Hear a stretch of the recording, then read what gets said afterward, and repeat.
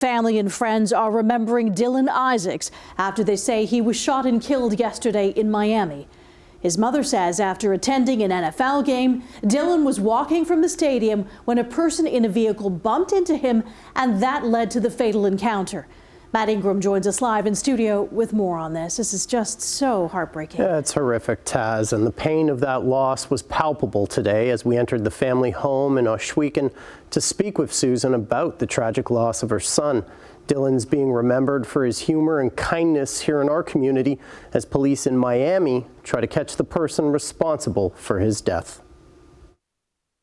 He didn't deserve this. He didn't deserve to die this way. Susan Isaacs is overcome with emotion, speaking about the death of her son, Dylan.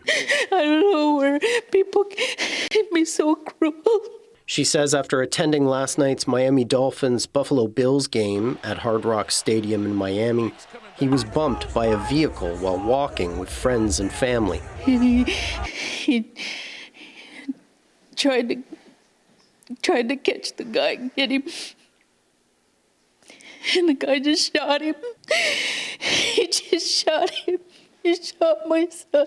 Miami Gardens police have yet to identify Dylan as the victim, but say they responded to a location near the stadium just before midnight for reports of a man shot. When they arrived, officers performed CPR to try and save the man, but it was too late. He was pronounced dead on scene by first responders. In an email to CHCH News, police say a preliminary investigation revealed a man and his friends were walking through traffic and got in a verbal argument with a suspect driving a vehicle. Detectives say that suspect got out of his car and fired multiple rounds, killing the man before fleeing the scene. Susan says Dylan's friends stayed with him to the end. He watched him die. Police have yet to release a description of the suspect or the vehicle involved and say the investigation is ongoing.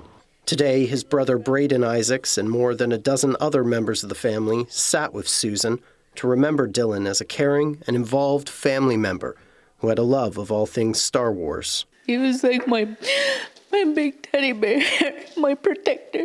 He's such a funny, hilarious guy, and we're remembering him with laughs and tears. The family has made arrangements to bring Dylan home for burial. In the meantime, Susan, reflecting on her loss, is offering these words to our community. Never take people for granted.